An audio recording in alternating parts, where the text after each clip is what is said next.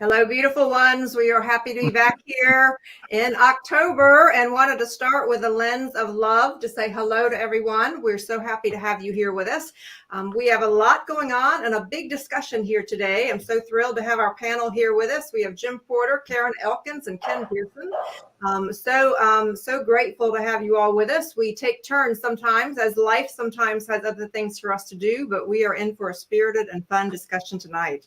So why don't we go ahead and begin with our just meditation, just to get us centered about where it is that we're here today. And we wanted to tune in to our 24-hour broadcast that's there available on Awaken Your Inner Genius. If you'll tune into the sounds a little louder, close your eyes for a moment.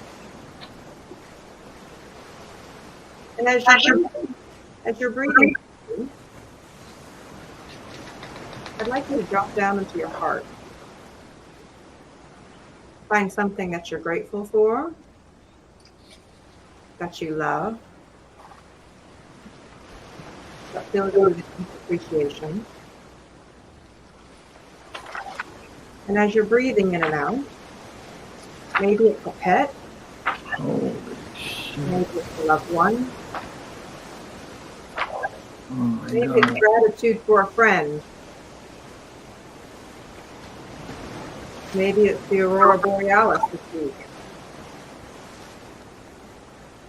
Maybe it's sending all of your love vibes to those in need around the world. But as you tune into the universal heartbeat here,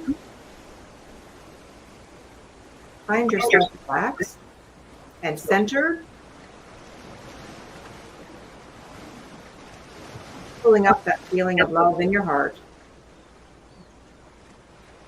Taking big breaths, deep, big breath in and out. And be grateful for the beautiful space that we're sharing here this evening. And when you're ready, open your eyes. So we are so glad to be back with you here, and we want to just show you right quick on the screen where we're at. So we've been on this journey since May together, and actually the team's been practicing long before then. But I want you to take a look at what's happening there in October. So here we are, October 13th. We're in Lesson 18, Unit 5. Very, very powerful. And before we dive into our lesson tonight, we just want to remind you all why we do this. And so if you'll take a look here, we're going to take you to this quote that says, mediocrity is self-inflicted and genius is self-bestowed. And so what our initiative here is with these students, remember, collectively, we have almost 200 years of experience with the Russell work and the Russell Home Study course. This group focuses on the man who tapped, as you'll see in this next image, because we want to have people have an on-ramp onto the man who's tapped. And then we want to remind you all that our focus is on the home study course. And as you look at this next quote here, if you can read and count to 9, you can master the secrets of the universe. Really want to take that in for a moment. So glad to see you all. I see Ronnie, I see Linda. And then what we're talking about, this group focuses on the home study course. There's so many books and so much work around the Walter and Lara Russell. We'll mention a few of them tonight, but take a look at the home study course here. I actually carry a unit with me every month, and that's what we're following a lesson a week and a unit a month. And for all of you that are new to us, just want to remind you of this next quote here, 2 of them. The first one is this comes from Walter and Leo Russell, and this is in Leo Russell's book, Love. Since our teachings are based solely upon natural law, they're not in variance with any religious beliefs and are therefore universally acceptable. We have people from all races, nationalities, and creeds among our student body. I know that spoke volumes to me when I first found the work. And again, as we look for this next one, Jim, if you would read this particular quote, I know this is one of your favorites. In vain do we build the city if we do not first build the man. Wonderful statement, and it's so true today. It is. That book was written at the turn of the last century, when civilization was a bit more civil, and then we went through 100 years of wars and tore down the cities because we did not bother to build the man. Well, so this is really was a very important quote to Walter and Leo Russell. And so as we dive into the home study course, good to see you, Bonnie. Good to see you, Karen. Good to see you, Dee, Deb, and Linda. We have so many good people here on the screen, and we'll have many others joining us. So we want to say hello to TikTok, hello to YouTube, hello to all of our broadcasters that are tuning in and joining us here. So Ken, if you have Unit 5 there, I'm going to ask James to be able to pull up the screen, and we're going to start off with that first sentence here because we have 26 pages to get through tonight. So I'm going to keep the panel on a very tight time frame here, but there's so much good stuff. So Ken, would you share with us that first sentence? Sure. All the foregoing has been in preparation for you to better comprehend the unfolding of the human race in its 8,000 to 10,000 year effort to live together as a unified civilization. All right. Question mark. Well, and you know what I think I meant to do, to be honest with you, I think I was I was put the question mark because it was talking about how far has man succeeded in this attempt since the dawn of consciousness. And Karen, last week, you and John and Margaret had a great discussion that laid the groundwork for us this week. Just a comment from you before we continue, because I'm going to take us down to the bottom of page 326. It was a fun conversation, and it really did bring in the Egyptian civilization, and I think the emerald tablets and the wisdom of the Egyptian culture. Okay. Well, we're continuing that conversation here. On page 326, it talks about this. And Jim, if I could have you read that first highlighted sentence that James is going to pull up. It's on the second paragraph there. Scroll up just a bit. It starts with ever since the dawn of consciousness. If you'll read that and then skip down to that next highlighted sentence. Ever since the dawn of consciousness, man began his long search for his creator. And so it was that the first great thoughts of unfolding man were of a creator who was good and of a creation which was all good. Well, I love the way they have that in all caps there, good and good. And to me, that next paragraph I thought was quite something. And we'll scroll down and look at that there. It said it logically followed. Now they were talking about the sun. Many of those religions before worship the sun, and we'll talk about that. But it logically followed that if the sun gave life to man, man must also be good. Evil had not yet come into the world. Right and wrong had also not come into the world. There was naught but good in it those days before greed came into the world. So I wanted to ask everybody, and Karen, if you'll help me keep track of the chat there for the comments in the public, I wanted to ask the panel to pause for a moment and think back to a world where the concept of evil had not yet been birthed. I thought that was a really tender time, and I was curious about what the panel thought about that. Well, going back to Akhenaten, which was the one of the rulers of the Egyptian times that worshipped the sun, which is the only one that did actually, changed all of the worshiping of the time from idols and stones and obelisks to the sun, which in fact is exactly what you said. The sun's the giver of life. There is no evil in the sun. All life comes from the sun. Without the sun, none of us would exist. And that's where the Bhagavad Gita comes in and talks a lot about looking at the sunrise and the power of the sun. Not to mention the home study course, and Walter and Leo Russell talk about how every idea on this planet exists in the sun first.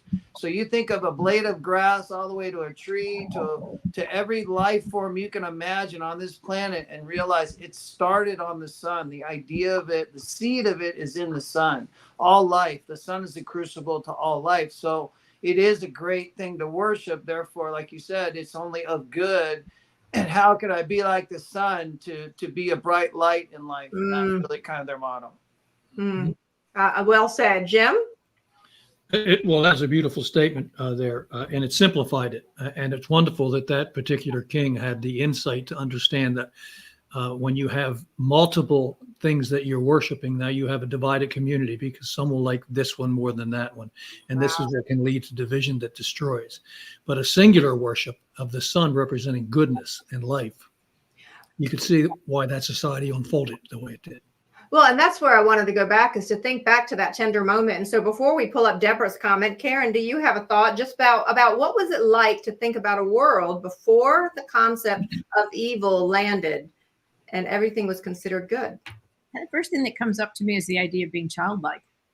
Mm. And for me, it was like I never thought about that in a way, which is you just were a kid. But the other part that comes to the idea of the sun, so I did my little bit of research, and the sun was relative to light.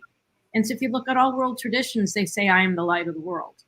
So whether you say it as the sun or whether you could say it is the light, and the light that brings forth the new day and the birth, because in there they went to sleep, it ended and then it rebirthed again. So Yes. But it all comes to, we are light no matter how. And the absence of light doesn't mean that it's not potential there. It's just, it goes to sleep and rest. But yeah. Well, Yeah. I wanted to pause for a moment there because I actually thought back to some of the most difficult times in my life. And I remember that during those times, if I could just get to sleep and start the next morning with a sunrise, there was a new day with new light. And that was one of the things that got me through some of the darkest of times. So I wanted to pull up Deborah's comment because Deborah says something that's quite foreshadowing of what this entire lesson is about. So Deborah says, it seems to me that in all that time, we've devolved more than we have evolved as a species. And Deborah, there's a lot of wisdom to that. We're actually going to be talking about that. I wanted to bring that up. So hello, Margie. Hello, Diane. Mom, good to see you. So let's go on here to one more thing on that Akhenaten, just so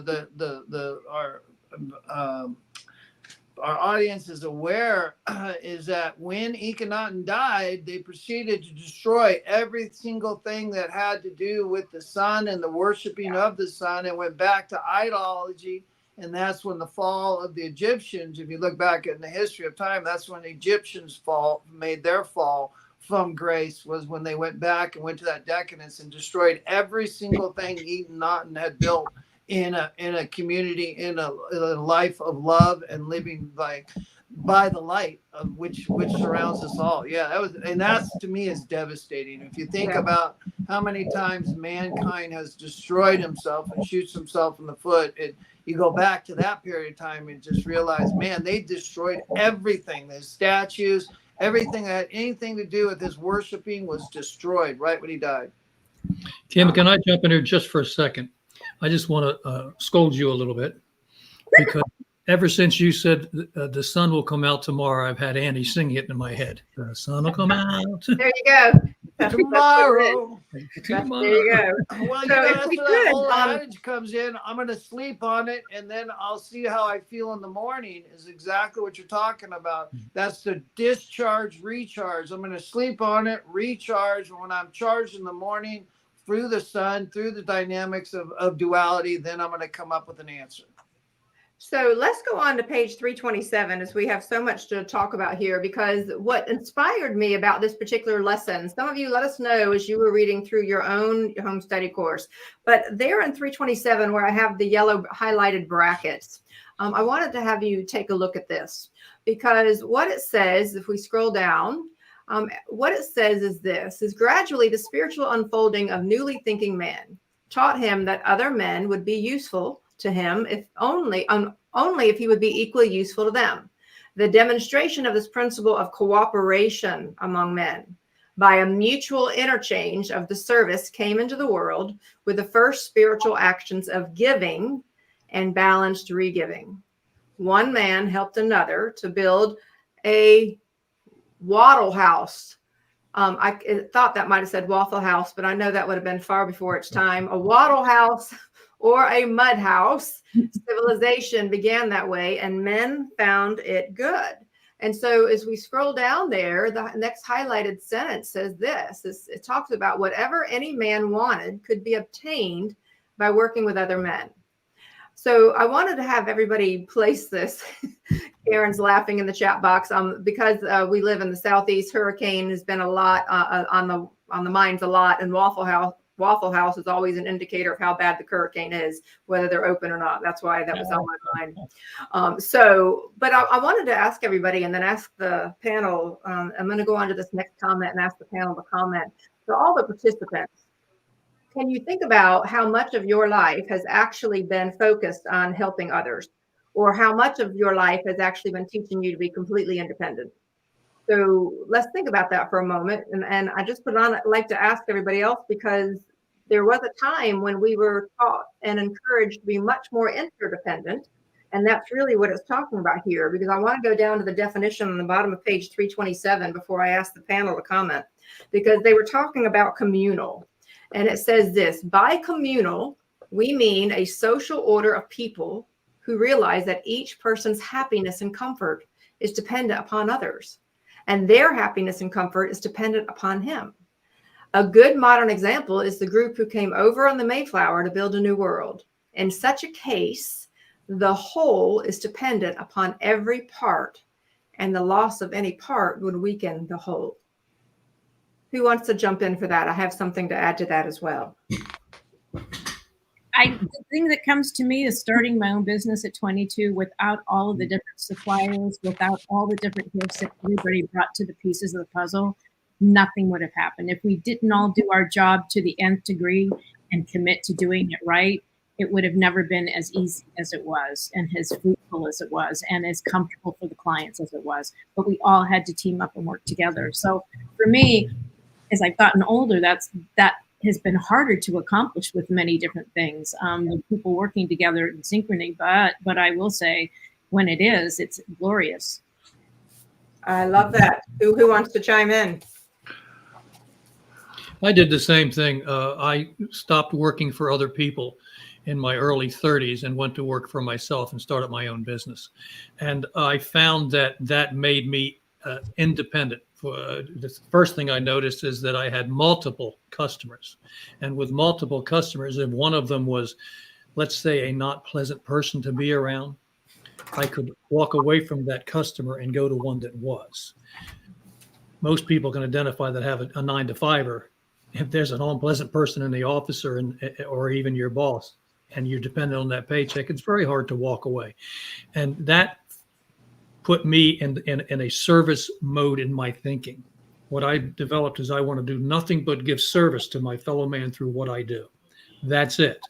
And the more I focused on that, the more I began to, for the first time in my early 30s, even though I was introduced to the Russells in my early 20s, began to understand service and love and the love principle. And I put it into everything I did. Okay.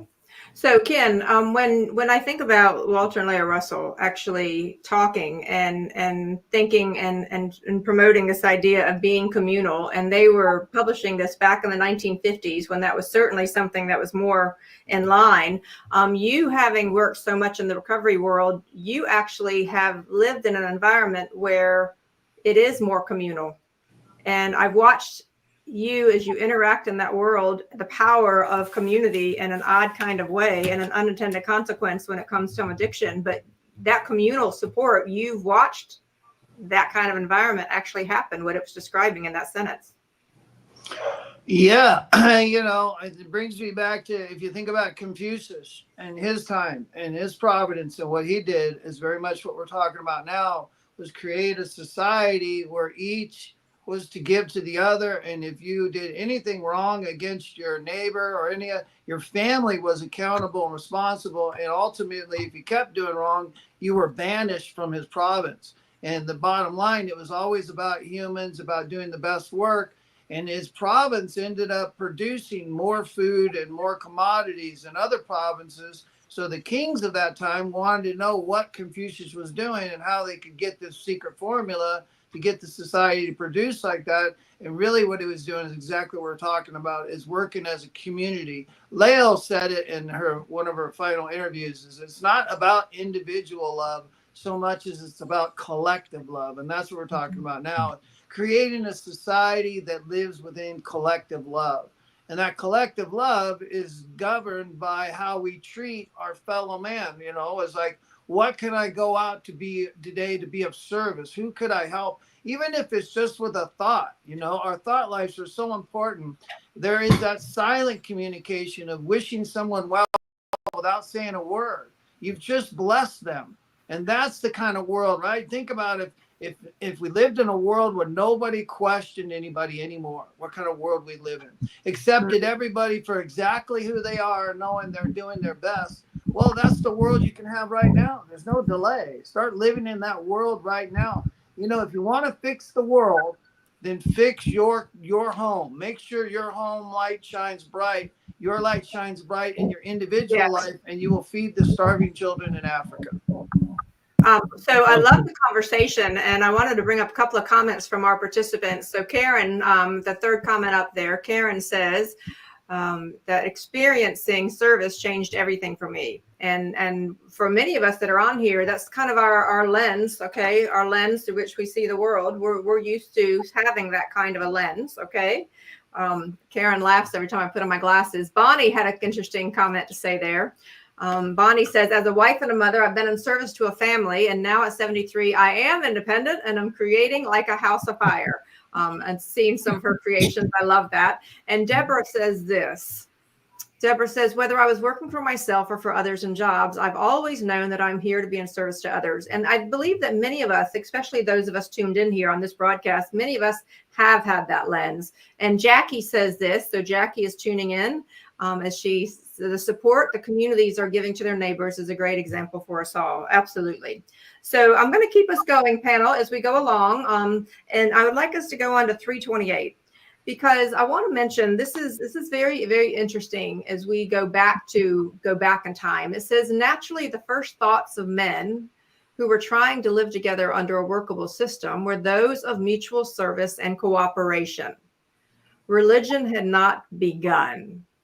Morality and a social conscience had not yet begun, nor had the sense of possession, greed, or individually begun. So, Jim, if you could just comment, when they were referring to the fact that religion had not begun, you had the opportunity to live with Leo for 2 years.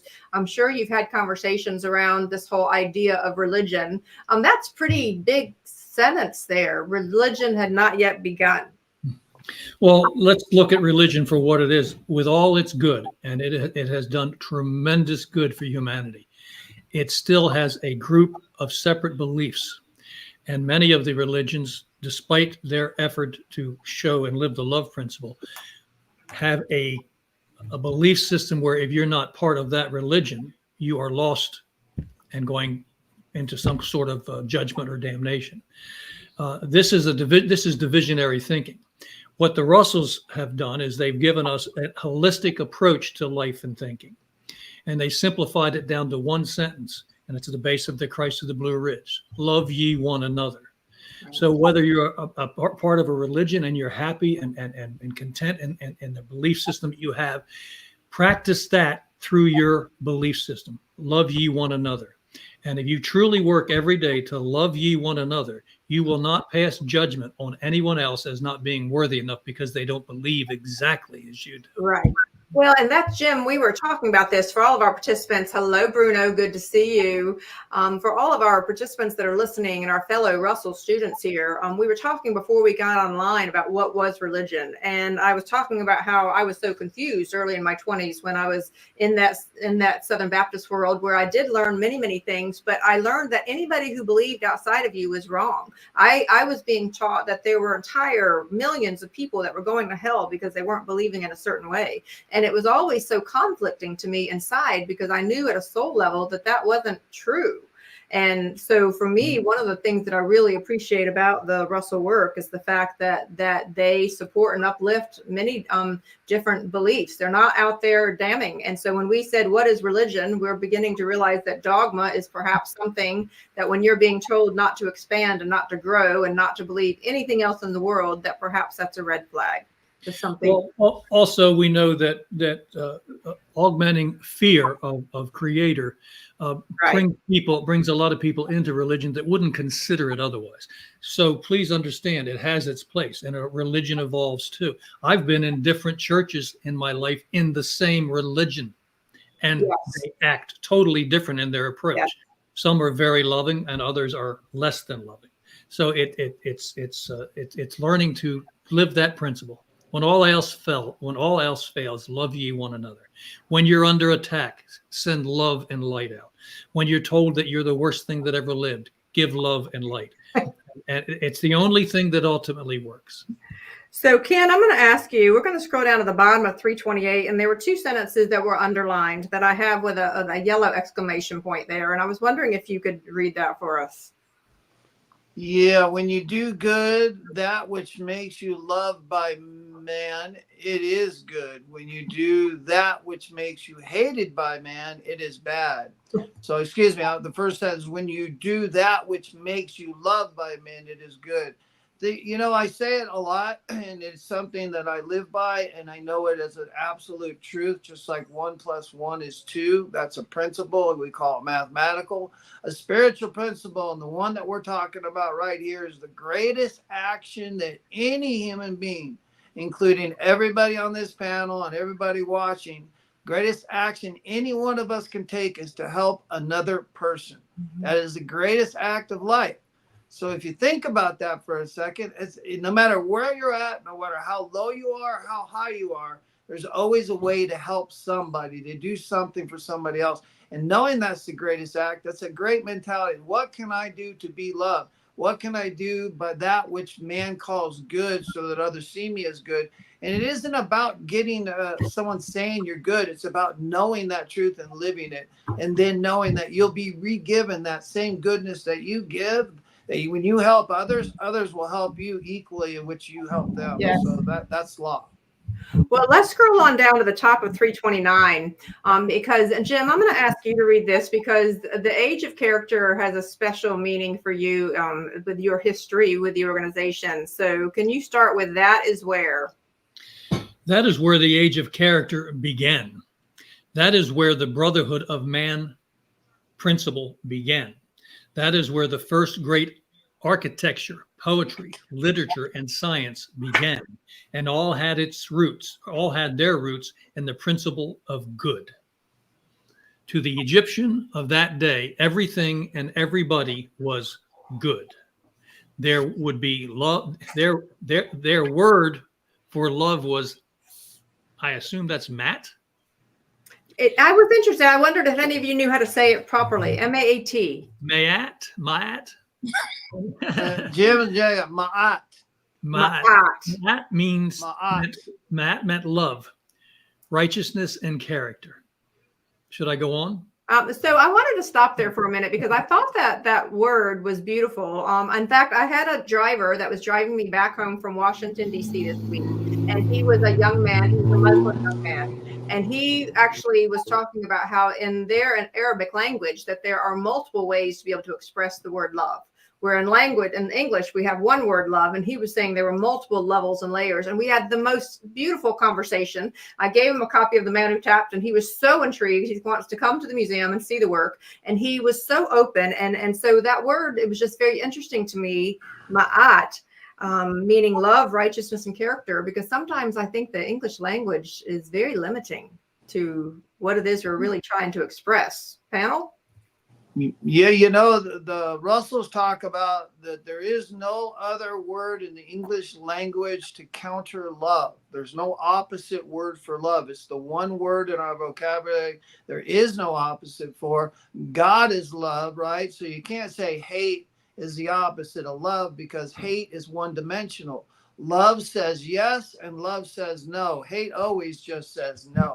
So it's not its equal. It's not its opposite. There is no opposite to love. And if you really search your heart, you'll find what is the opposite to love when you think of how big the word love is. All right. So our team said in the chat box that the way to pronounce it is mu'at. Mu'at. Thank you. So we're all learning this thing together as we go along. English language again. Where was the O? Mu'at. I heard Ma'at, not Mu'at, but whatever. A doesn't sound like a U, but if that's it, Mu'at, then that's great for them. Well, I'm gonna stick with Ma'at, so I'm gonna stick with what I got. And just for the record, you will not ever find a word, an opposite for love, because there is no opposite for love. Love is a state of being. It's not a thing. Yes. Yes. It's not an object. It's not a place. It is a being. It is. And we are actually at the time for our break. And so speaking of love, we wanted to talk about that before we left. Love is the greatest power in the world. If you love deeply enough and your desire is great enough, there's not anything within human possibilities that you cannot accomplish. So on that note, we'll take a quick 3-minute break and we'll continue our conversation when we get back. See you in 3 minutes. My.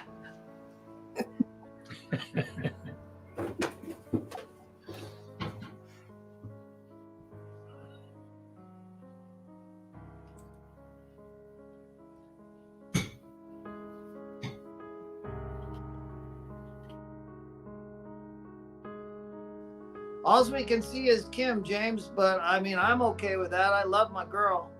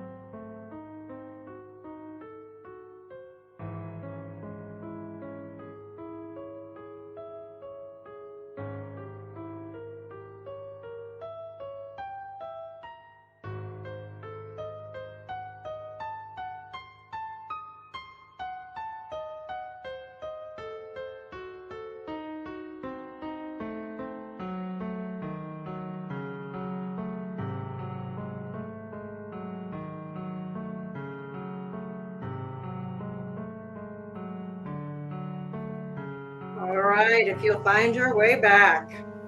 Find your way back. So as we continue the conversation, we're going to pull up a few other quotes, but I do want to pause for a moment and just joke with a few of you because I have many of my sweet sisters that are also on this channel. I want to encourage you to invite other people to join us, but I have some of you reaching out to me to ask me if this is in fact my hair. It is. I promised the group that I would stick with my one wig all this time, but my hair has finally grown out. So some of you are asking, and it's a matter of all of us learning to just kind of accept where we are. And this group has been so loving to me.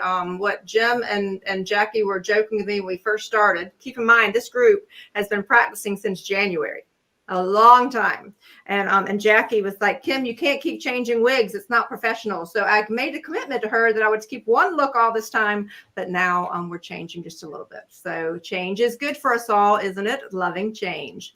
We'll send Jackie much love. So let's take a look at Ida's comment. Ida says this.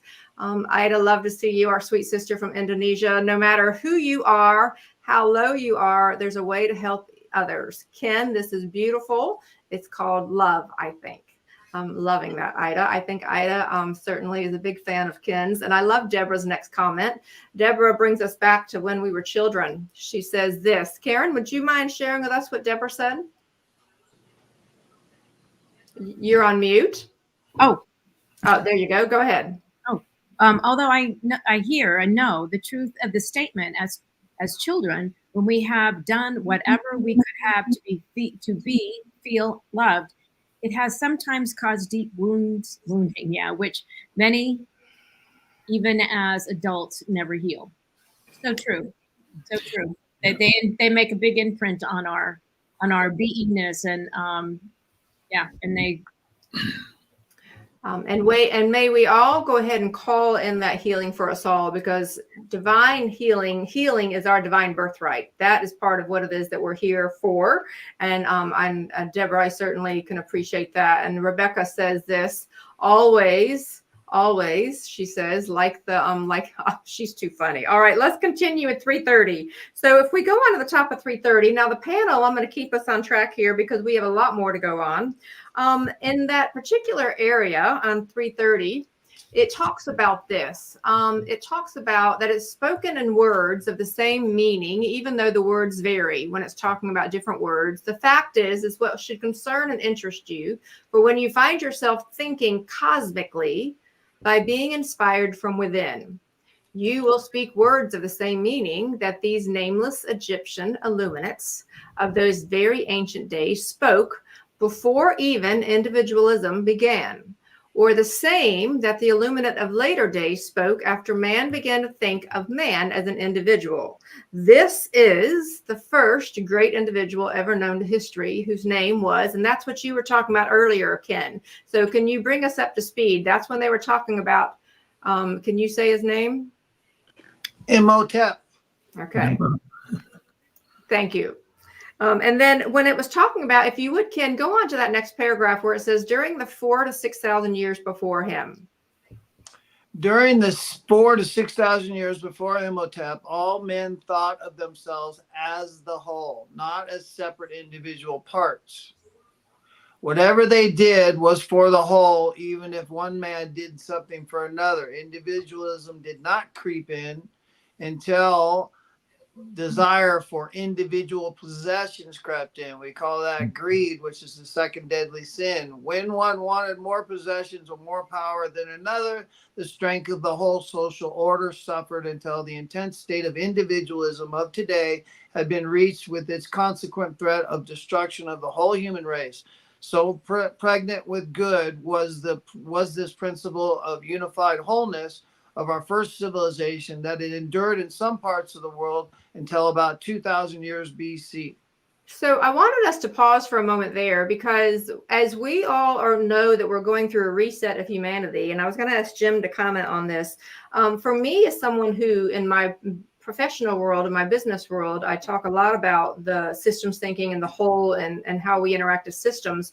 I watched over the past 10 to 15 years there be a marked difference in how people used to look collectively and how they got and so focused individually. And I absolutely believe that these had something to do with that focus, that we became more narrow and more narrow and more narrow. And while we were under the illusion that we had more connections, we actually had fewer connections. And so I wanted us to pause for a moment, because literally what we're talking about here and what Walter and Leo were bringing up so lovingly is that there was a time when we were all focused on that unified whole.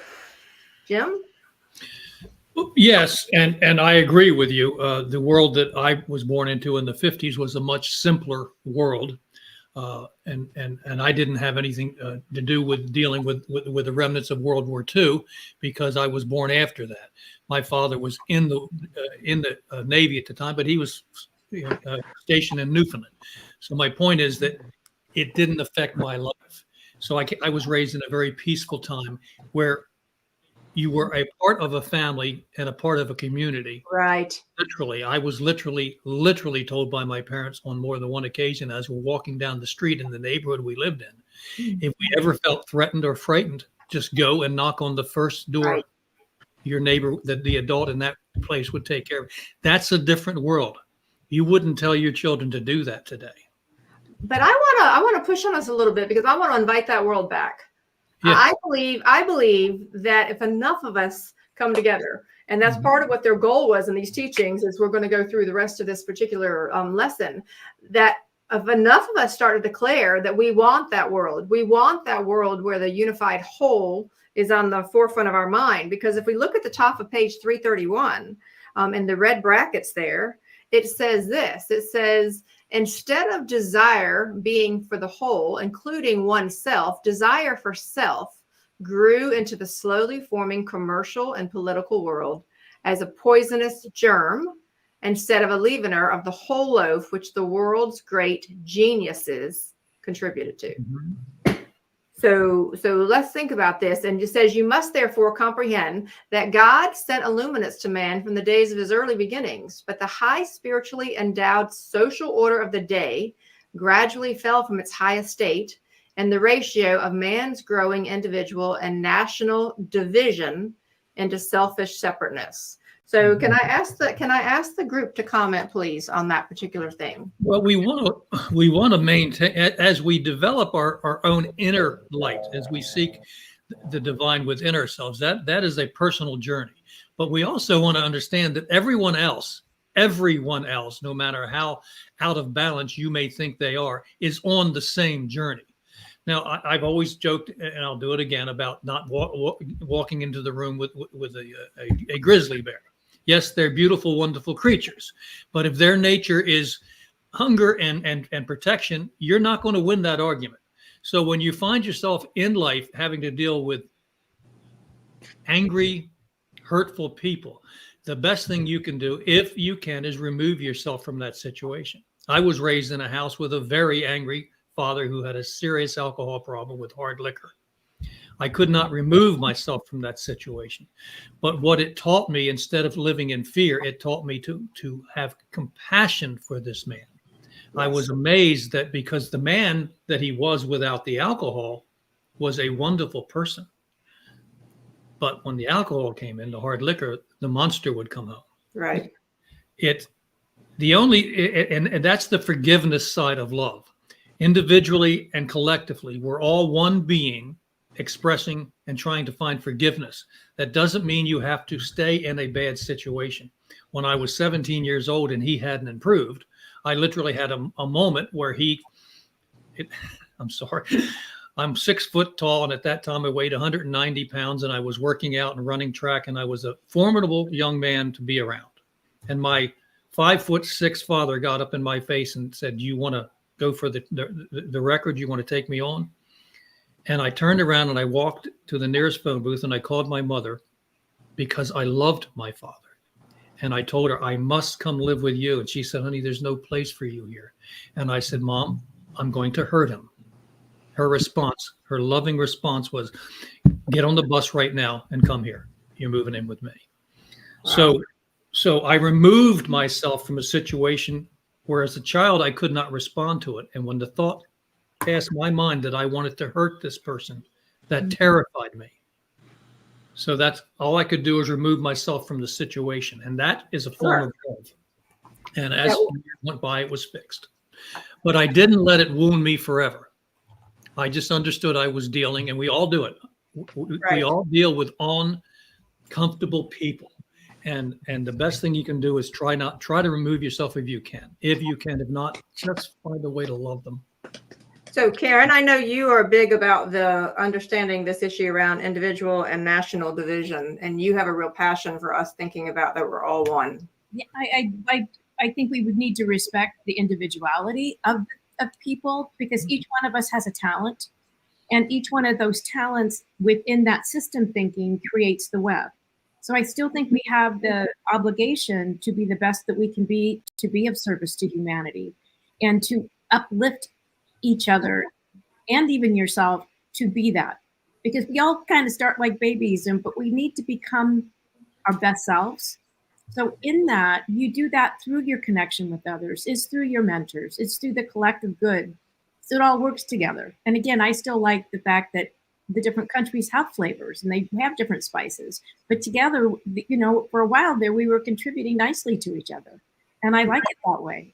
I mean, that way there's a texture and a richness. So that's the thought.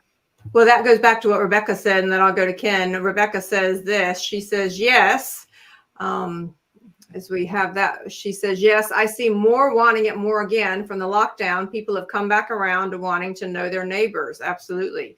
I think that's incredibly powerful. And that's part of what I think is so important for this particular podcast, is inspiring people to see a vision or a renewed vision. And so I want to share something from the Divine Iliad. Before I do, Ken, do you want to respond to just what that was talking about with the individual and the national division? I've already responded. I think that the importance is not so much individual love as collective love, and that's an application. Collective love, I said it. Doing good for others, is something that makes you feel good about who you are. Thinking good thoughts. The parable of judge not, for you shall be judged in the same manner which you judge. Well, I've individualized that, and it's judge not, for I'm going to judge myself in the same manner that I judge you. So I've learned the reason that I was so hard on myself, the reason that I could kick myself down and couldn't feel better about life, because of the way I looked at other people. I always look at people's failings, what their faults were, what they did wrong, how they didn't do this right. I was that Don Rickles guy. I could tell you what was wrong with something, but I couldn't tell you what was right. That's the collective nationalism, is starting to get into the world where you said it in the beginning, where we're now living in the solution, no longer in the problem. We don't need to hear how many people are doing wrong and how many people are living bad. We need to really promote how many people are doing well. It was just said, how many people are, I think the lockdown did a little bit opposite of that, but I do like the approach of the lockdown did something. I don't know that it woke up people or it shut down more people, because more people are staying inside on their computers and living through social media now than ever. And that's a virtual world. It's not real. Talk about the three-dimensional world that we do live in being virtual. Now you got a two-dimensional world that people are making virtual real worlds, which is really scary, because you lose touch with human beings. The most important thing we have in life is our personal relationships. That's what we get. Love is what we leave here with. Love is what we came here with. Well, very, very well said. And so I wanted to bring us back to, so one of the books that Walter Russell wrote right after his illumination was The Message of the Divine Iliad. Do I have that right, Jim? During his illumination. Okay, during his illumination. You're saying during his illumination in 1921. And I wanted to come back to, because what we're talking about here in Awaken Your Inner Genius, it comes back to this word genius. And for any of you that have this book, it is a lovely book. I understand it a lot more now that I've studied the home study course. But on page 37 and 38, I wanted just to read a small section from page 38, because this is the power of the word genius. And this is why we decided to call this podcast Awaken Your Inner Genius. It says that genius lifts brute man to gentle man. Genius gives to man the harmonies of universal rhythm, without which all is discord. Genius gives to man knowledge, which is of the soul. He who tunes his heart to the messages of genius purifies himself. No impurity can be there in his heart, for verily he then is in communion with the Holy One. The pure in heart know their universality. Man may know his oneness in the light. And so Ken and I were reading this. I was reading this to him the other day. He's now back in California. He'll be out with hip surgery. We have him for one more week before he's recovering. And we read this whole thing about genius. And I wanted just to invite everybody and recalibrate us to go back to that word genius, because there's a reason why Walter and Leo chose the word genius. And let us not forget the power of that, because that's really what we're talking about here. So if I'm going to ask the group, because we have so much more to cover, I'm going to jump ahead to the bottom of page 334. Now, for anyone who has their home study course, there's so much poetry and so much to cover in this particular lesson that we really want to encourage you to go back and read it. But they just had a big poem, and it says, in this poem, you can clearly see that the basis of righteousness and character is love, beauty, goodness, and truth, which nature manifests. To be good is to be like the creator of goodness. The creator of nature was love, and his actions all expressed love. And then if you look at the thing that we circled, to be loved was to find happiness. And so I want to go back to what Ken said, and I'm going to ask for several of our participants to comment. Ken says to me often that nature is happy. And so when he went back to California and I was struggling for one day, there was a moment when I literally walked back out in nature and I was reminded of nature being happy. And that's really what it's talking about here, isn't it, panel? When they're talking about love and beauty and goodness and truth, which nature manifests. I just want to ask a comment from that because I thought that was very, very powerful. The creator of nature was love and his actions all expressed love. And remember, the Russell of this teachings, or you're going to read, is nature only gives, it never takes. So when you look at that balance and you realize the circle of life, and there's a parable in there that Walter Russell talks about the lion and the deer, and one would say, well, the lion eats the deer. So how is that fair? That seems a little barbaric, but the deer eats the grass, which the lion fertilizes with its body when it goes into the ground. So who's eating who, right? As you realize, it's the circle of life. There's no cruelty in it. And animals never take more than they need. That's the other side of it. They never hoard. There's no greed in nature. There's no deadly sins. There is only love. It only gives. Nature only gives. You can look at it any way you want, and you'll always find the giving principle there. And the circle of each giving to the other, that circle of life. When I think of the beauty and I think of your circle of life, I think of the seasons. And the seasons are so magnificent because when you hit spring and everything is blooming and budding and it's just like so colorful and magnificent, and it just keeps going with one little thing and treat after the other. And then summer, it just becomes golden. It becomes like the gold. And then fall, it becomes multicolored. And then winter, we get the snow. And it's just this beautiful cascading of all of this richness of beauty. And it's never one thing, but it is the cycle of life. So a lot of wisdom from this particular group. Love hearing what we have here. Deb, her comment says this. She says nature is healing. Nature is healing is what one of her last comments were there, and talk about how powerful that is. So with the panel, if you don't mind, I'm going to go ahead down to the bottom of 335 because we're not quite to the middle. And I just want to bring up the highlighted sections that says this: character and wisdom. Scroll up just a bit. Character and wisdom were treasured qualities of all men. And so I want to ask all of the participants listening here tonight, do you consider those treasured qualities of men? Do you treasure character and wisdom? 100%. To me, today, life is all about character. It's all about the character that I am in this world. Was the first thing I had to look at was like, what is my character? Who am I? What makes me who I am? And then am I the character that I want to be? This home study course is all about building a new character to a higher level to awaken that genius. There is a total agenda behind this home study course, and it's to awaken whoever reads its genius that lies within you. And if you are at a genius state, then this will do nothing but take you to a higher genius state. It'll make your art better. It'll make your relationships better. It'll help you to put love into everything you do. I mean, think about that for a second. That's one heck of a command, to put love in everything you do. How do you do that? You start in the beginning, right? And I always tell people, I have many horses, and you have to clean their stalls. So do I love cleaning horses' poo and pee? No.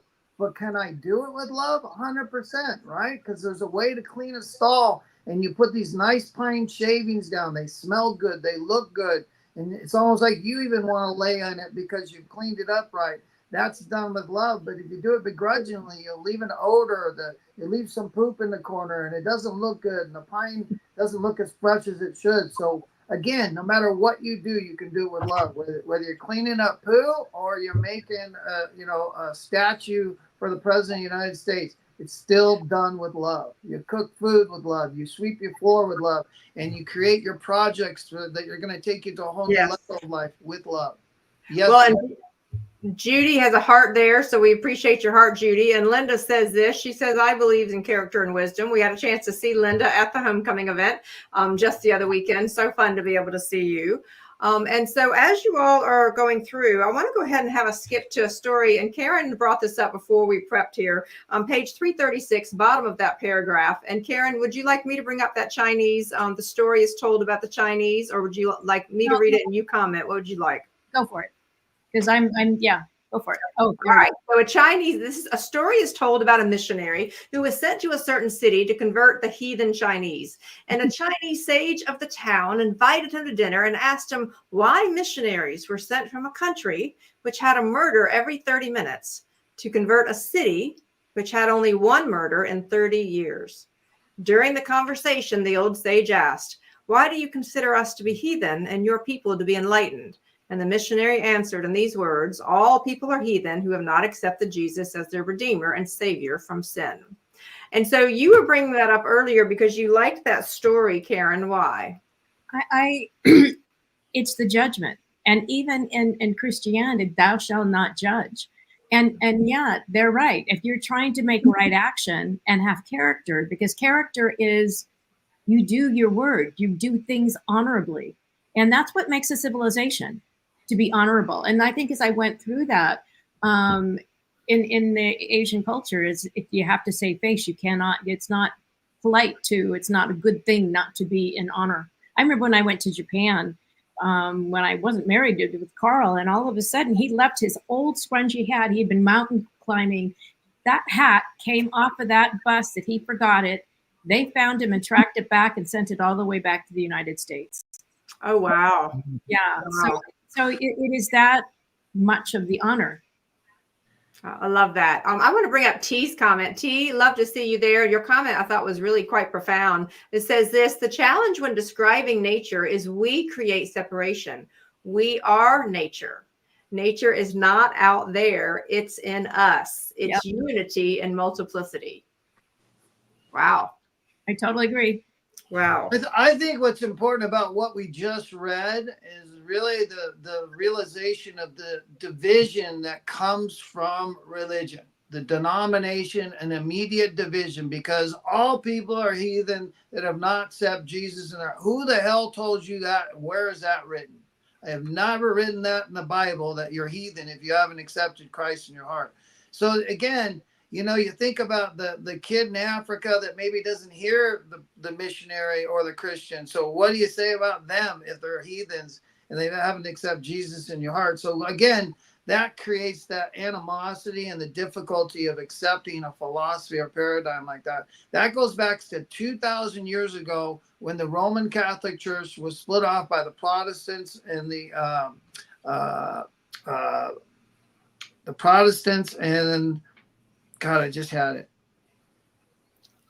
The other religious fraction, which will come to me, but they divided off from the Catholic Church because of trying to separate state and church. So Methodists, the Protestant, the Methodists, when they split off, the whole idea behind that was we don't want to be pigeonholed and forced into a belief system. So thus it created another denomination where now all of a sudden, if you don't accept Jesus, you're going to hell and you're going to die, which nobody wants to hear that, especially if they haven't come to that kind of belief system.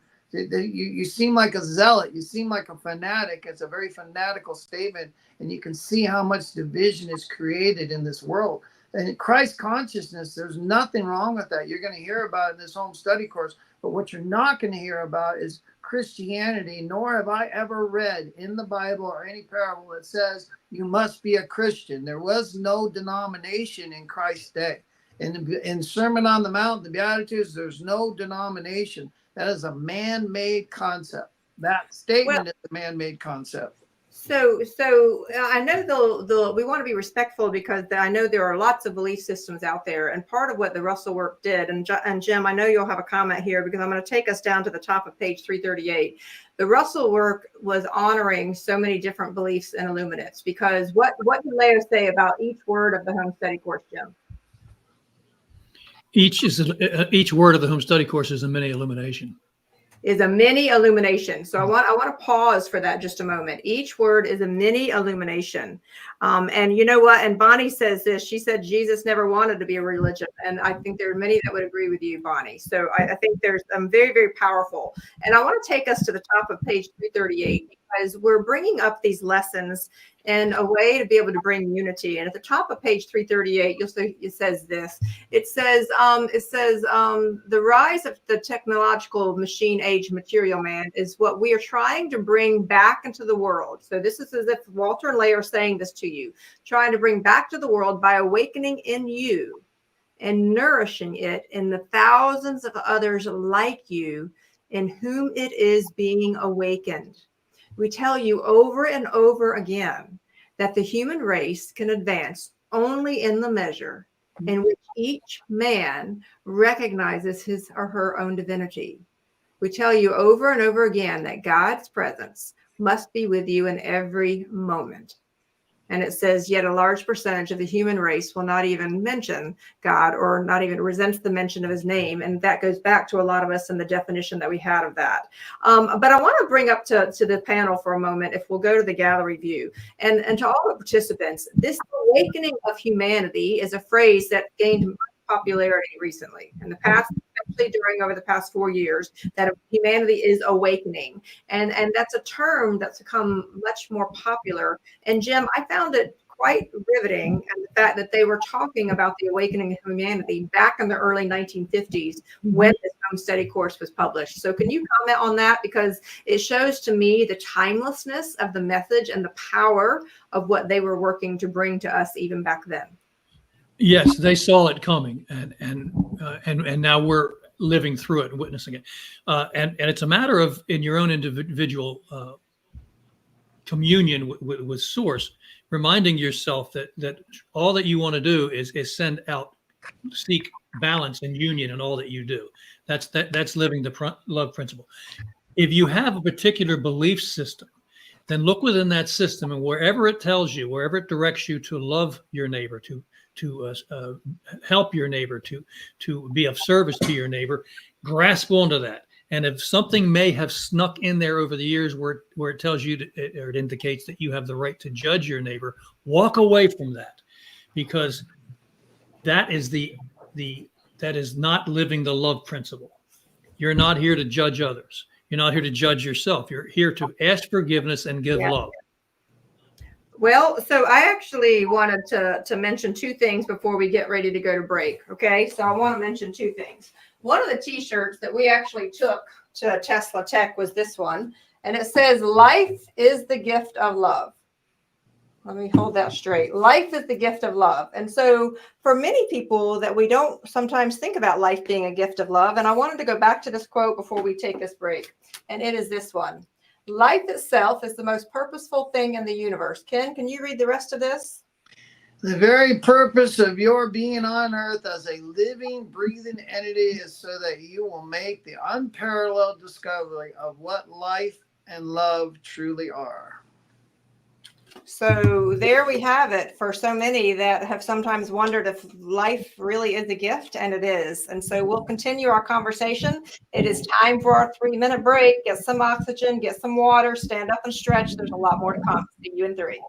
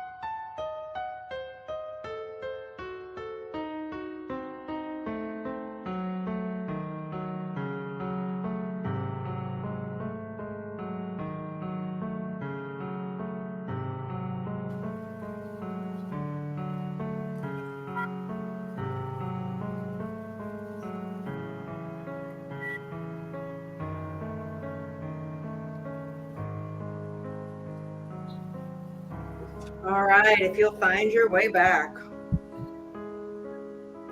Now, when we hear from several others, they seem to like our 3-minute breaks because it gives you a chance. We know this is a dedication to a broadcast here. I want to pull up Karen's comment from the chat box because she says something very important that absolutely resonated with me as well.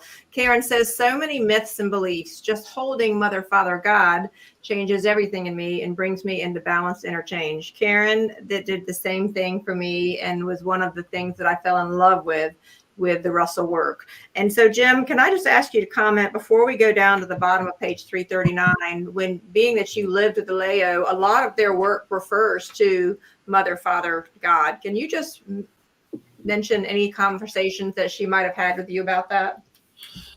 I didn't really have a lot of conversations with Leo about that particular subject. I came across it constantly in the readings. But it was clearly understood that it's not a masculine dominated or feminine dominant world that you want to live in. It's one where each respects the presence of the other. And for me, the thing that clarified that for me was I had to come to the understanding that I needed to have more respect for my feminine nature as a male and not turn away from it. Pardon me 1 second. There's the mother side calling you right now, Jim. That's actually my Do son. that at a carbon octave at 4.5. Man. But it's a matter of understanding that all of creation is mother, father, love. Yes. And that's what Ken's seeing and others are seeing when they look into nature and they see the love within nature. That doesn't mean that if you are standing at the end of the cliff and there's a large boulder about to let go and it comes down the cliff and you don't see it, it's not going to hit you. It is. That's not lack of love. That's just a bad choice in a place and time. So look at all the people in the South, in the Carolinas that have their lives devastated. And my heart goes out to them. But boy, does my heart sing when I see the response of their neighbors all around the country coming to their aid. That's the love principle being lived. They're not sitting home saying, well, we can't do anything about that. They're on their own. They're in there. They're helping. And the response is beautiful. And the only thing I would say to a lot of people that find themselves in those circumstances, I believe it's in the Old Testament. It may be in the New Testament. There's literally a statement there that says, it's a foolish man who builds his house upon the sand. Stop building next to rivers and stop building next to oceans. Well, I think there'll be many lessons that we're all learning through many of these things that are happening. And it has been wonderful. Asheville was only 1 hour from where I lived for 20 years. So that neighborhood with that area of the country was very near and dear to me. And seeing so many people come together. So I wanted to spend some time on the bottom of page 339 and 340 because I want to talk about character and the way they were talking about it. And I have some fun things to share with the group. It says we've talked further about character. If man succeeds in building an enduring civilization in which he finds happiness, prosperity, and peace, which passeth beyond all understanding, it will be, as we scroll down, it will be because he has founded it upon character. An enduring civilization cannot be built otherwise, nor can a successful individual career be built otherwise.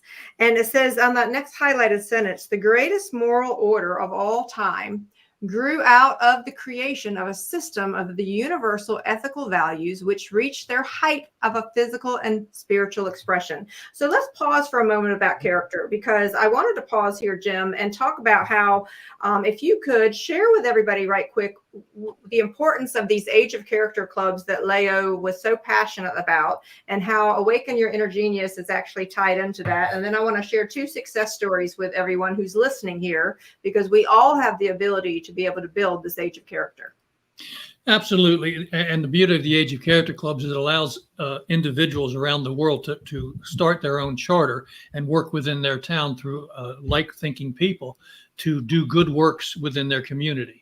It also is a place where people can meet to go over the Russell materials if they choose to. There's many things you can do through it. I was lucky enough that at the time that I was coming into the Russell message, Leah was in the process of formulating the Age of Character clubs. So the group that I was, pardon me? Never mind. I was talking to my dog. Sorry. The group that I was working with in Newcastle, Delaware, actually received the very first charter of the Age of Character Club, and it went to a friend and a mentor, Howard Hall. Howard has since refolded, and it was given over to my wife Jackie and I. We have not done all that we should do with it, and now we're being pushed by Kim lovingly to get busy and get this Age of Character Club up and running again, and we're going to do that. We have a few minor issues going on here, but we will get to it, and we're going to work with Kim and the university to make that happen.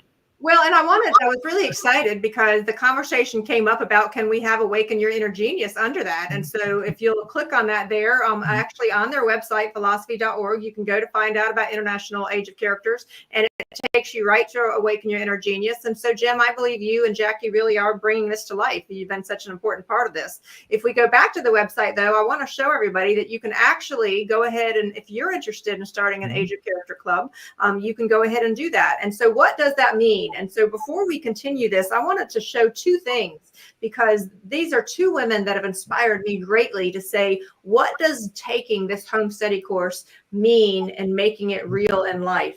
And so I wanted to bring up Elaine Park. We mentioned her. If we'll bring up that particular slide 17. So this is, go back one. Elaine is actually, for any of you who are interested, you can, if you want to start a Age of Character Club, great. What she did is she had conversations with Leo, and her variation of the Age of Characters Club was to go after and do this entire movement of 12 habits for all of us. You can learn more at .org. She's actually masterminding peace in action circles. You can find out more about it on the website. An incredible woman who has been doing this for many, many years.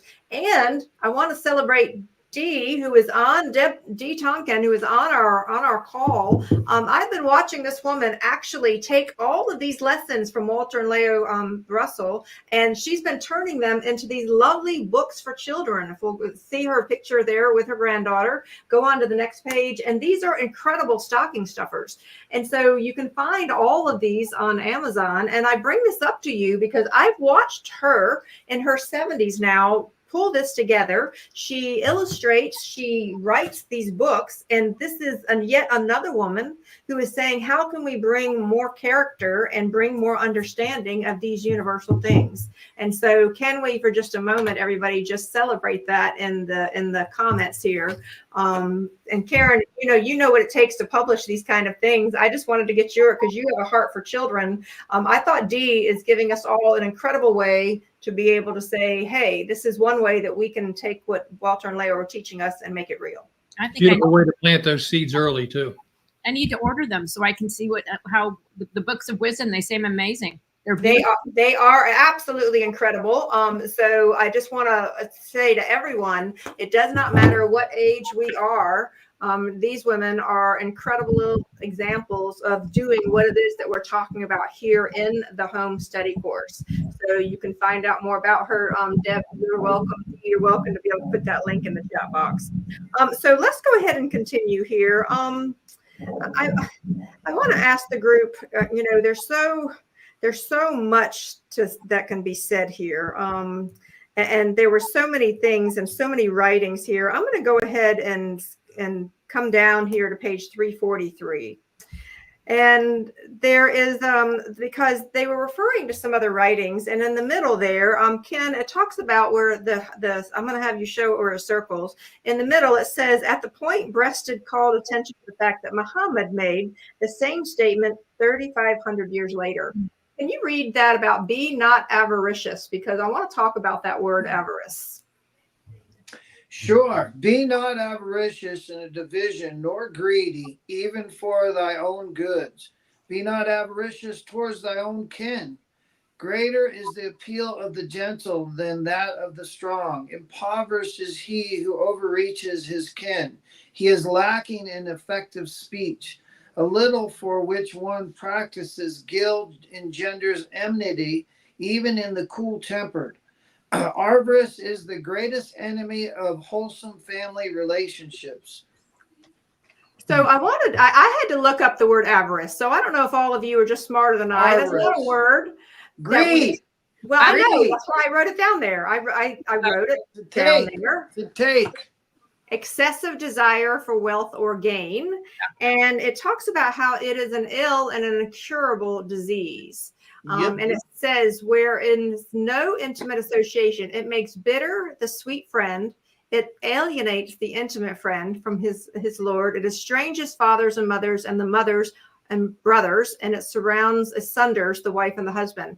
It is the bale of evil things and the bundle of all unworthiness. There is no tomb for the avaricious.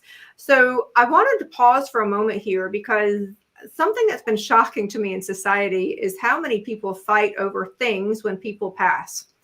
And there in the South, there's a big deal of making sure that you leave your children lots and lots of things. And I have watched families be torn asunder over fights of this. And this whole notion of avarice, I just wanted to bring it up to the panel, because what we're literally being asked here in the home study course is to undo the way we've been taught is normal. Is that a fair way to say it? Yeah. I'm sorry, Ken, go ahead. No, you got it. Where was I going with this? I was in a realtor for quite a few years. And this is the number one thing that I witnessed many times. Many times we would list an estate from someone or a group of people, parents that had passed away. And when you would sit down at the table trying to list this estate and the family would come in, it was just heartbreaking to witness the avarice that went on in that room. It happened over and over again, so much so that as my family reached the age where they were passing over and estates came in, and there's 7 siblings in my family, I never showed up for the division of the estate. I never asked anything from it. Anything that was given, I was glad to receive, because I did not want to for one moment cross that line into valuing something over the love for my family. Anybody else want to comment on that before I continue? Well, I mean, I'll go back to the 7 deadly sins, and the second deadly sin is greed. So the avarice and greed go hand in hand. And I think Jim illustrated a wonderful point of when you really see who somebody is when somebody refolds and leaves some things behind. Then you start to learn who the family is and how much division is created, because I'm getting this and I'm getting that. I want this and I want that. It's like, the grieving isn't there. You're not respecting the person that left it behind. And yet the worst part about it is the diminishment of character in front of other people's on a social level. To watch people behave that way, it almost is very deflating to think and have hope for mankind. Well, and I wanted to go, this is very important, because what we're talking about is a generational healing. So I want to go over here to the top of page 346, because as this is a very big lesson, and to the top, I know I'm skipping down here, but this is important because it talks about, scroll up just one sentence there, James, if we could scroll up there. So it says, in closing this lesson, let us try to imagine how much better our civilization would be if the parents of our children emulated the practice of the parents of the pre-pyramid age and gave of their wisdom and character to their children as regularly as they gave them food. Now, here's the last sentence. The tragedy of such a thought lies in the fact that very few of the parents today have that character to give, for they in their youth were not given wisdom from their fathers or their families, as they were alluding to that. So I wanted to pause for a moment, because part of the value of what I found from the home study course, and I wanted to ask the panel about this, is literally what the home study course is doing as we go to the panel is that we are rewiring eons of generational damage. In fact, the next paragraph you'll see where I have it circled in red, it actually talks about that this has been going on for 5,000 years. So 5,000 years. And so as we go back to the panel on the screen here, I want to have us all mention a little bit about the power of this generational healing, because I believe in the awakening of humanity. That's what many of us are here for. We're here to heal eons of generational harm. And that's powerful. So I'd like to hear from each one of you about this generational healing, because that's what that paragraph was about. is that, as I've told many people that, many of our parents and their grandparents, they didn't have the internet. They couldn't go get self-help books. They knew no other way to be able to get help other than to simply go to the people that were close by to them. It wasn't acceptable to be able to go get help. And so we have watched as generation after generation has passed on many distorted beliefs and thought processes. And so what is your perspective and invitation for people who are listening today about the opportunity for generational healing? Kim, I think your comment's perfect. I remember, because I'm 69, I remember this was just the beginning of us looking deeper into our own psyches and to our own cultural psyche and being able to look at it in an objective perspective. And that to me was the beginning. I think the other thing that is in a critical state at the moment right now, which is something that kept coming back up to me in the back end of all of this, is what the Russells really wanted you to do. It's mother, father, son, taking care of your children, making sure that there was love. So there was, again, that cyclical thing that Ken Weave was talking about. Everything needed to be cyclical. Everybody needed to take care of each other. It just wasn't just community. It started with your family. And if it didn't start with your family, you had nothing to give. And so really honoring that mother, father, child, again, it needs nurturing, it needs planting, it needs to be taken care of, and it needs to be honored. Everything needs to be honored. So that to me was what was coming back up with the seed, but even when Jim was talking or Ken was talking over and over and over again. And we've done so much, even politically, to take fathers away from their children. And some of that has had such a disastrous result. Yes. And then I think when you're talking about the iPhones, it's how can I focus? How can I become that thing that's going to make me popular, or I'm going to be accepted? And I think therein lies the tragedy of so many of the things we see right now, is so the desire to fit in. Although, and I'll go to Jim and then Ken, although I will tell you, I am watching a number of men stand up on TikTok and some others that are starting to rewire the way they believe fatherhood should be, and even women talking about motherhood. So I'm watching this new generation offer some very powerful insight and rewriting what's happened. And so I wanted to bring this up for this idea of generational healing. Jim? Yeah, the greatest opportunity for change lies with we, the individual. If we look at our family history, you know that things happen in the family a generation or two back, but we're also suffering from thought patterns that were issued and things that happened from generations we don't even know about. Yep. The solution to that is understand that you are a link in a long chain. Now, you can be a rusty, nasty, angry link that carries that forward, or you can purify your thoughts and love and joy and become a link that is golden, that doesn't let the negativity pass through. You literally are not only healing your world and the people that are in your hands by teaching them to love and forgive, by being a positive force, you're healing those generations prior to you's situations, because those people are still here. They're still might not be in body, but they're still present and they're still learning. And when you can have absolute love and forgiveness for what trespasses they may have made, you're stopping generations of repetition that is destruction. And you have the power to stop it with you.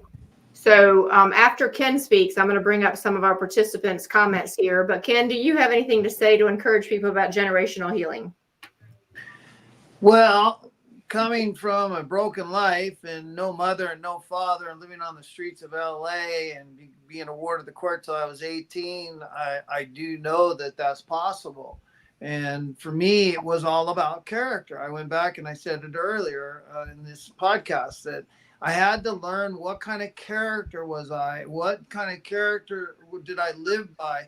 Like everybody's a character, right? Think of a screenplay. Everybody plays a role. Everybody's a character. You are all characters, every one of you. The question is, do you know what kind of character you are with self-honesty to self, not some delusional, forgetful or blinded by self kind of mentality, but a self-honest to self mentality of like, what kind of character am I? And I realized for me, I had a lot of broken mechanisms in me, and I didn't have character because I wasn't taught character. The character that I brought was the best that I could bring from the broken life that I had. But what I did do, and a good friend of mine was Jim Brown, the great football player, And he had no empathy for African Americans. But I will tell you a scary statistic if you want to talk about fatherhood. 95% of African American homes don't have a father in it, still to this day. 95% don't have a father in it. So when we talk about character and morals, it may not come from your mother and father, but you're reading a home study course that builds those characters and those morals into your life and builds a character that's a healing character that lives in the light of love. That's exactly what this home study course is all about, building a new character. And I had to have the principles in order to do that. It does not come automatically. You cannot build a new character with the mind that created the character that you are. You have to have a new mind, and that new mind is the mind of God, the mind of love, and building a relationship as you're looking in here, which is exactly also with this home study course. It teaches you what true mindfulness is, what it really means to have a relationship with God right here, right now on this podcast, helping me to say what I say or hear what I need to hear. It goes both ways, but it's that constant communion for me that I had to get because I'm a self-talker. And that was the character I had built. The character I built was a self-talking, always talking to my mind. Yes. Well, I had a broken mind from a broken life. So I was talking to something, a broken record. And if I wanted something new, then I had to add new knowledge. You know, as it's stated and Walter talks about, you can only think with what you know, and you can only know what you're thinking. In other words, if you're thinking repetitive pain and suffering, then that's all you know. So if you want to add new thinking, you got to add new knowledge. That's the key. Yes. New knowledge is what builds new character. Well, so beautifully said. And one of the things that I love about being here at the museum, that's where I'm broadcasting from right now, is the museum in Waynesboro, is the fact that they have there are some that actually teach the home study course in prison systems and doing exactly what Ken's talking about, having an entirely new lens through which to see the world and building a character that many of them were not necessarily gifted with early in their life. So I'm going to go to a couple of comments here because, and then we've got a few things we need to finish up here. So Deborah has a very important comment here. Deborah says this.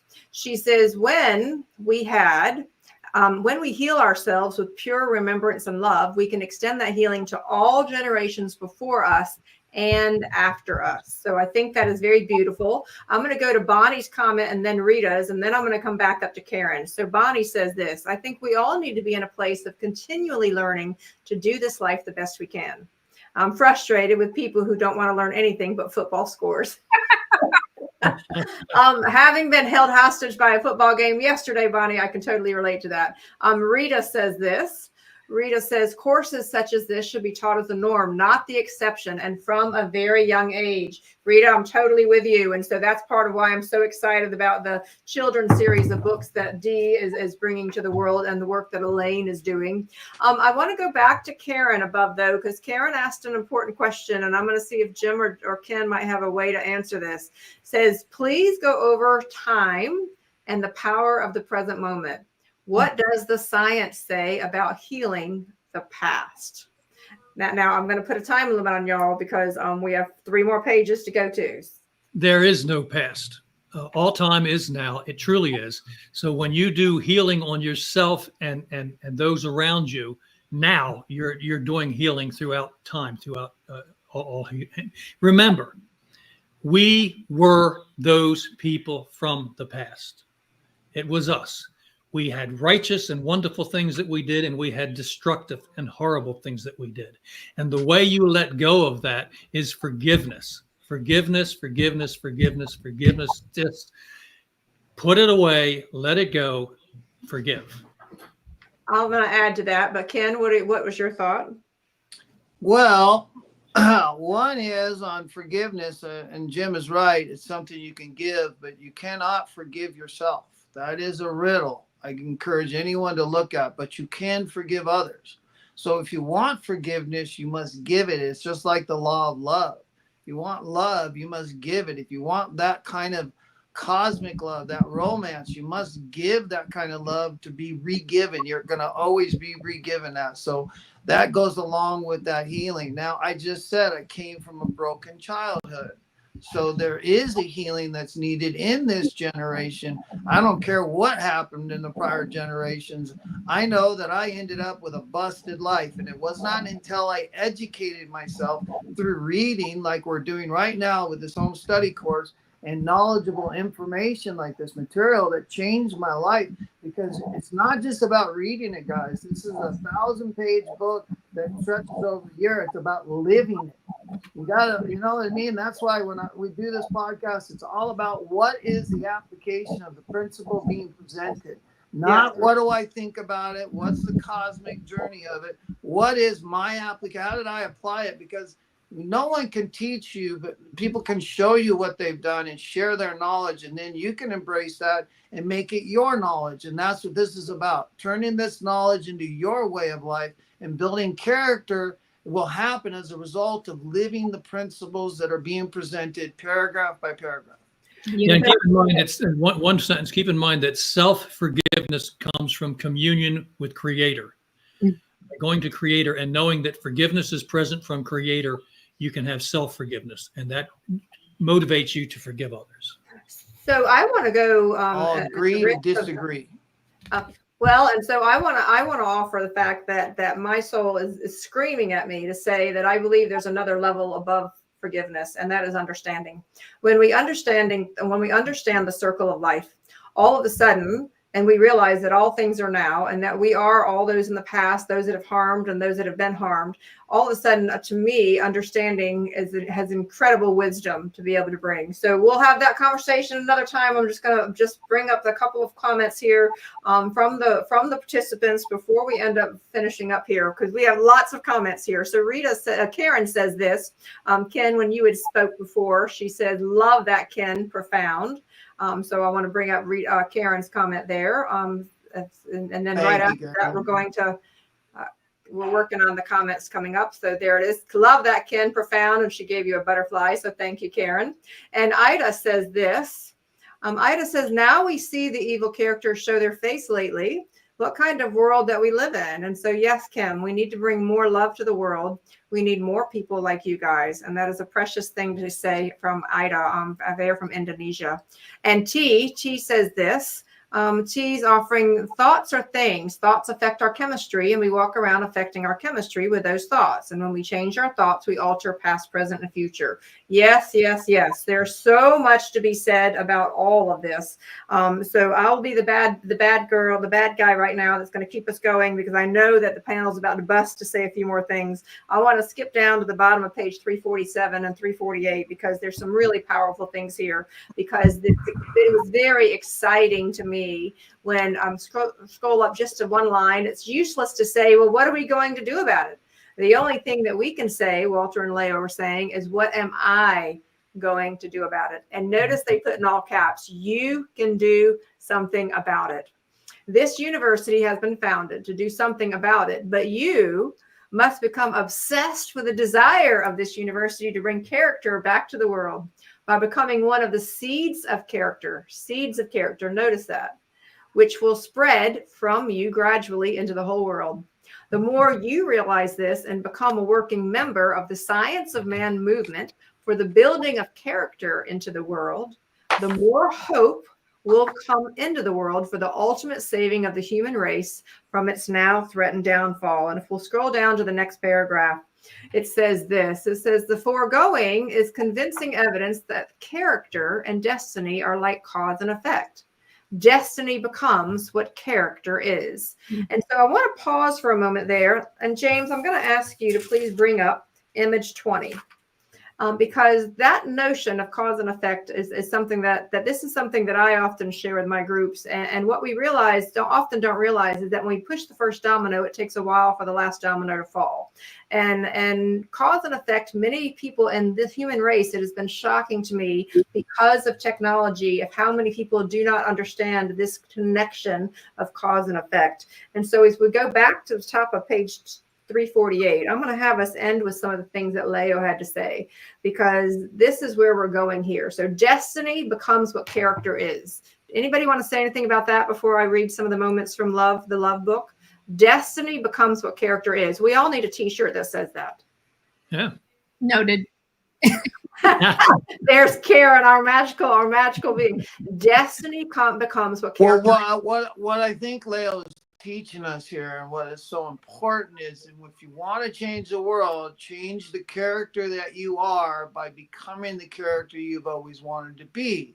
If you lack the knowledge to be that character, then read this knowledge and it will develop character for you, which will lead you to your destiny. We all want our destiny. But the truth of it is, I believe that we want to look in the mirror and know that I am the best character that I can be today. While I work to be a better character for tomorrow, I'm gonna know I'm the best character I can be today. Therefore, I am in my destiny, and it's happening right now. Don't wait for your destiny. Know that in character, in the building of character, your destiny will come to you and be a part of you. Build the character, and the destiny is yours. Love that. So as we scrolling down here, there's a few more things to say before we do the visual journey with Karen. I know that we're running behind, but this is incredibly powerful. I hope you all are feeling. I hope you're feeling it. So go down where it says every man. I'm going to pull out just a few of these. Every man and woman determines his own destiny by what he thinks and does every moment of his life. Okay. And then I want to go to the next paragraph. No one who has ever reached these heights has done so by himself alone. He who loves is aware of love, capital L, working with him. God is love. Love is the foundation of the universe. Can I just say that again? Love is the foundation of the universe. He who deeply loves is deeply humble. And so scroll on down to where I circled it. It says the universe of love is a universe of law, for love is law. He who works with the law of love is working with the universe, and the universe is working with him or her. So may we all invite in this whole idea of the universe working with them. And if we'll scroll down to that next page, James, and I'll ask the panel to comment before we do the very last page. And it says this. There are no accidentally great men. All great men build themselves in their own image. That which they become, they first desired to become. They thought out and planned every step upward on their own high mountaintop. The great difference between all people lies not in their abilities, but in the intensity of desire to express their abilities. It must be remembered that desire of mind is the sole source of universal energy. The greater the intensity of desire in the mind of any man, mind is capitalized, the greater power he has to express his or her ability. Wow. Any final comments before we go to the visual journey? I thought those were incredible, powerful words. I don't think we need the journey if we don't want to, because I can expand on it for next week if we're running behind. No, we're journeying, dear. We're journeying. Okay. I will say desire is what God is. The desire is the love force of gravity, right? So what is it that, and that's why what we're hearing here is you bring it in gravitationally. You attract into your life that which you're thinking, that which you're feeling, and that which you're acting. Thought, feeling, action. This is all about a thought life, which is all about the company that I started, Thought Life Connection, which is what I've learned from these lessons. It's all about my thought life. And that's the character you are as representative of how's your thought life? What have you been thinking about today? 70,000 thoughts a day is what the average human being has. How many of them have you tracked? How many of them are incorporated with love, which means God? Therefore, there's a mindfulness of that thought, of that feeling, of that action that is synergetically connected to the love of God, right? By a consciousness, by a conscious effort. It takes a conscious effort to bring God into this moment, but the moment then becomes perfect because that perfection happens in the moment you're in. That's where perfection lies. It does not lie in the future. It does not lie in the past. It lies in the moment you're in. And I've learned that perfection happens in the in-between moments, right? So the character that you are, if you're not having perfect moments, then you're probably character's not having a really good thought life. Your thought life is probably killing you. To me, that was the first thing I had to surrender to. My thought life was terrible. and the character that I was represented the thought life I had, and something needed to change. That's why I'm here. I think the one thing is the word is passion.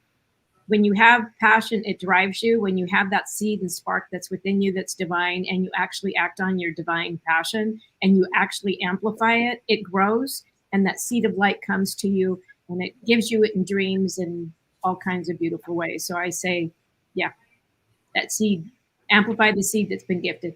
I'm sorry, I see that. No. I'm good. I'm good. I'm good. We all try to help watch each other's signals. No, I absolutely love that, Karen. And when you were saying passion, I love the way the Russell said it, is intensity of desire. Yeah. And so, Jim, I'd like you to final thought about that whole notion of intensity of desire, because I believe that right here, everyone who is listening right now or in the future, that if we all have the desire enough, we can begin right now to plant the seeds for humanity to change the direction, the course of humanity. And if our desire is big enough and strong enough, that's what we're doing right now. We have over 400 followers here. We're in our 21st episode. For every follower that we continue to get, and every decision that people make, even if it's something as simple as giving away a book, maybe it's starting an Age of Character club, maybe it's going after Elaine Park's 12 Habits of Harmony. The desires that we express close us out with, or reading the home study course. That's a good one. Or they can get their home study course, is what we're that would be a real heads up thing to recommend. Yes. But as a community, everybody has a way of reaching the different aspects, so everybody plays that as a team. Yes. Yeah, the podcast is about the home study course, though. Right. Yeah, the desire factor for me is my desire from when I first started this 50 years ago was to change my thinking, as Ken so beautifully points out, to be forgiving, sorry, Ken, of self when I fail to do that. And I have found that a continuous desire to be a better person each day helps you get past those moments in life when you stumble. You build a momentum through desire up that makes you take absolute joy in going, wow, that was stupid. Get up and get on with it without judgment on yourself or on others. Yeah. So yeah, desire is the key to all that is, and that desire is from the divine that centers everything. Well, there were two things I wanted to mention. One of the proudest moments of my life is when you complete the home study course, you can go to philosophy.org and reach out to the university, and you will get your certificate of completion. And it's literally like a graduation, is certifying that you've completed the home study course. And to me, it was very special. I'll finish this in December of 2021, and this will be a treasured thing. And I share this with you all because you too can get your graduate certificate, because that's what the university was designed to do. And while this broadcast is much more one-sided, we wish we could have all of you actually on the screens. There is a Cosmic Messenger meetup. You can go to philosophy.org and learn about when they have those particular programs. But once a month, on the third Thursday of every month, you can have a more interactive conversation where you continue this conversation about the home study course. And that's where the passion comes from. So please be thinking about any questions that you have.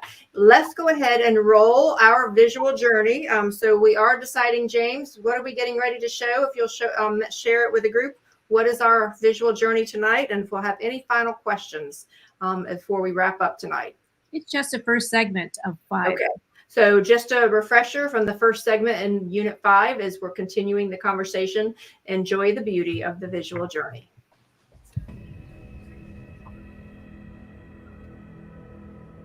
I can't hear it. And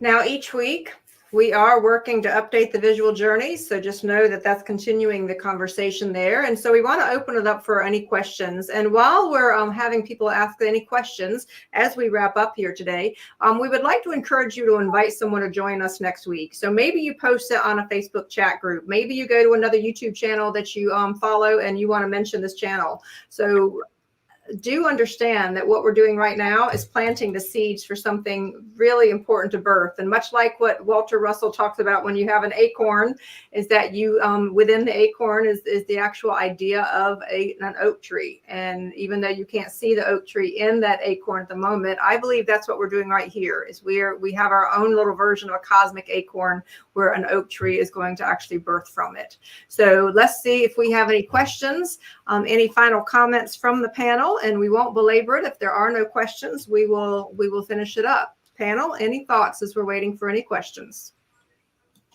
It's so ripe for the time that we may see and seed a new humanity with a greater purpose and love. Okay. Any final thoughts? Ken, Jim. You're on mute, Ken. I'm content. All right. Jim's content. Ken, are you content? I'm content. All right, so then there we go. Why don't we all go through the world looking through the lens of love here, see if there are any questions. And Bonnie is talking about let's use technology for good. So wouldn't it be nice if we all could walk through the world with a heart-shaped lens and lift that vibration of the world for the awakening of humanity? Next week, back at the same time, same place, we'll be going into lesson number 19. And that's when we're going to talk a little bit more about character. And we are inching our way to unit 6, which is a big unit. So much love to you all. We're sending you lots of love. Have a wonderful week. Until next time, everyone.